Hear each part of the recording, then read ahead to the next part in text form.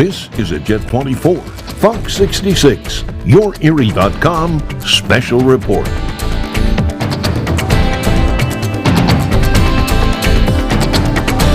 Good evening, I'm Brian Wilk. We have breaking news concerning the search for Michael Burham. Reports from authorities in Warren County have stated he has been caught. We go live to a press conference in Warren County with more. Surrounded by some of the members of the team, there were certainly many more, and we owe them a debt of gratitude for all of the hard work, dedication, and risk that they all took to do what we told the citizens of Warren County we would do, and that is to keep them safe. So at 3:57 this afternoon, our tip line received a call from some residents on Jackson Run Road in Conewango Township, Warren County, about a suspicious individual. We mobilized resources that I told you we have done many times, including a significant number of personnel on the ground, aviation assets, canines, and formed a very large perimeter around that area. By 5:50, Burham was in custody. He had been tracked through the woods. As he approached, I'm going to look at the name of the road here, Logan Road, he encountered perimeter troopers there, attempted to prone out and hide, and was approached from behind by members of the Marshals, the Border Patrol, and Pennsylvania State Police CERT. He was taken into custody and is currently at the Pennsylvania State Police Warren Station, where he will be processed. And as I've told you, determination will be made where he will ultimately be housed following his arraignment. It will not be in the Warren County facility.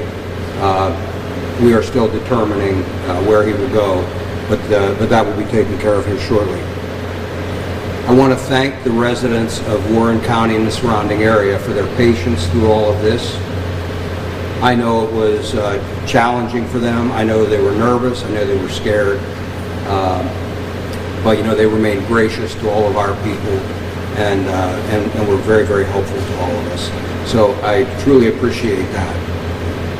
There is something else that I want to do here, so this is a good story to be able to tell you about tonight. I mean, we ended this without anyone else getting hurt. But I also wanted to tell you an interesting story. So, as part of our Pennsylvania Police CERT team, one of our members is celebrating his 25th anniversary with the department. He came in this morning and told me that, sir, it's my last day with the department and with CERT. We got to get him today. We chuckled about it, made sure everybody knew, and of course, no one really thought it would happen. He might be the guy you want to talk to about lottery numbers or anything else, because I think he's one of the luckiest people around. Corporal Brian King. I want to tell you a little more to the story about this hero. He was one of the guys that was out here. He's been helping throughout this whole process, trying to make sure we could safely capture Burham. A number of years ago, Brian was seriously wounded on a barricaded gunman call down in Westmoreland County. Lost the vision in one of his eyes as a result of taking a gunshot in the face. He came back from that, not only as a full-duty trooper, but as a full-duty member of our Special Emergency Response Team. Has been an active duty member ever since, and I'm proud to call him my friend. I'm going to miss him here with the department, but I think it was meant to be that you were back here today and here to participate in this capture. I want to recognize Brian.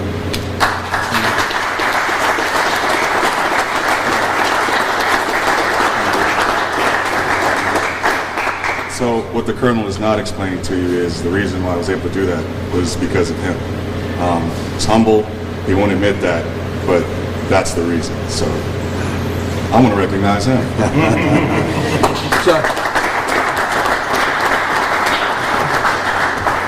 So the only other thing I would tell you is that our investigation continues into any assistance that Burham may have received, and discussions will occur in the future with the district attorney's office if we believe we have sufficient evidence to prosecute anyone. And with that, I would be happy to take your questions. Can you share more about the tip that came in? And we're hearing that, a dog had maybe been barking and the owner from outside. Is that correct? Can you elaborate a little more? That is. It is, and they went out to check on why the dog was barking, went to the rear of their property. They encountered Burham. I'm told that a conversation occurred, brief conversation, asked him what was he doing there, and he said something about camping, and the owner of the property recognized him, got his wife back they were in a golf cart, got his wife back into the golf cart and drove away from there so that he could immediately contact us as Burham fled into the woods, and the rest of it played out then as I described for you. So that was in the backyard of their home? Yes. He was saying all week, we're waiting until he makes a mistake. What mistake did he make? He came out into the open and was spotted by an individual. It's in the area, one of the portions of the area that we have been pushing hard. And as I said to you, that's been our strategy all along, is to push him hard, to have him make a mistake. He finally did. It was spotted. You all had a hand in that by getting the word out and making sure that people knew what he looked like, who he was, and that they needed to call us right away. And they did exactly what we asked and what you asked of them. And so he's in custody. What was his physical condition when you found him? He's been on a run for over a week now. Looks tired and worn out, as we thought that he might. He's still wearing his prison pants turned inside out. He was dirty, wet. Do you seem malnourished or dehydrated or anything like that? I don't know that I would call him malnourished.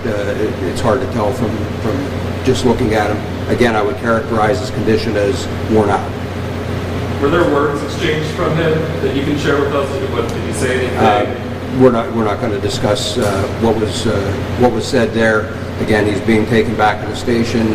There will be an interview done there, and he'll be processed and incarcerated. Any additional details about how he was able to survive for this long on his own? Was there any equipment with him? Did he have anything in his possession when you found him? He did not have anything in his immediate possession. We will be searching the area to ensure that there is still nothing else there. Over time, he did have access to some equipment that was out there. I told you about bags that were recovered. We did link him to those with DNA, and we knew that he had potentially accessed some survival equipment. To kind of close the loop on one of the reasons that we thought he was armed, and he was not, at least when we physically took him into custody again. We'll be searching that area just to make sure there are not any firearms still around and he dropped or hid. But there was ammunition of a couple of different calibers in those bags that we found. Not ammunition that would have fit a weapon that he used in the original kidnapping. And so that was one of the things that led us to be concerned that he may very well be armed. You said he approached the perimeter and then laid down and was captured then from behind. Had officers seen him and forced him to run towards that other side of the perimeter? Oh, yeah. Yes, he was being pursued by the officers along with canines. New York State Police had a bloodhound, and Customs and Border Patrol had a search and patrol dog immediately behind the bloodhound. And so, yes, he was being tracked and pushed by a line of tactical members. Did he attempt to resist or run away again after officers were within him? No, he was taken into custody at gunpoint. Will he be arraigned on the escape charge tonight? Yes. Where will that be? I don't know. Do you have any idea? No, we'll have to let you know about that. Will he be facing any additional charges beyond the escape charge tonight, or just that? That's to be determined yet. Do you still feel he was being helpful along the way? As I said, that'll be part of the ongoing investigation, and if we can prove that he was, there will be charges filed for that. Can you talk about the feeling among the search teams now that he's finally, in custody? What are you feeling after this almost 2-week search? It's a great relief. All of us were always concerned that we would end up with a citizen harmed in some way, or even one of the officers harmed in one way. You know, there's a lot of responsibility when you put a team like this out into the field. And again, knowing that he had ammunition and may very well have a weapon, that he has used a weapon in the commission of crimes before, that he was suspected in another homicide. He really had very little to lose in this whole search that we conducted. And so it would not have been a surprise to me if there had been a violent encounter at the end. And so you're always worried about things like that. So to not have that play out, it's a good day. Sir, now that he's in custody, can you tell us how many stockpiles there may have been and whether there were stockpiles near where he was ultimately found? There was not a stockpile in the immediate vicinity of where he was found, but we know that he was through the area where the stockpiles were. They were primarily south of Warren. He had identified 2 and we found a 3rd. And I say he had identified, we had maps that were also in his bag that identified some locations that he had stashed things. Again, I thank you all for your help in getting the word out to the citizens, and we're just very happy that it's come to a conclusion in this way. Thank you. And thank you for watching our live report tonight concerning the capture of Michael Burham. As you heard, Pennsylvania state officials confirming this tonight during the press conference. They say he was captured at 5:50 p.m. He was tracked into the woods and tried to hide. There were no injuries during the incident. Authorities are still investigating if he had any assistance with the escape. And Burham, as you heard the PSP official say, is currently in custody at PSP Warren Station. Thank you for watching our live report. Have a good night.